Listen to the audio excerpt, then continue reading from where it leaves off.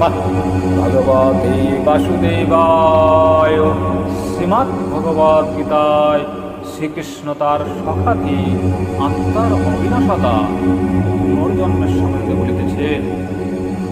মাত্রা স্পর্শাস্ত কন্তেয় শীতস্ন সুখ দুঃখদা আগমাপয়নহান অনিত্যাংস্তিতিক্ষয় ভারত।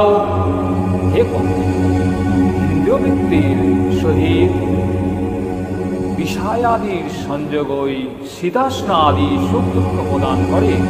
সেগুলি একবার উৎপত্তি হয়, আবার বিনাশ হয়, সুতরাং অনিত্য। অতএব সে সকল সহ্য করো। ইয়ং হীনা ব্যথায়ন্তাতে পুরুষং পুরুষার্ষব সমদুঃখ সুখং ইয়ং সহমাম অর্থায়াত কল্পাতি।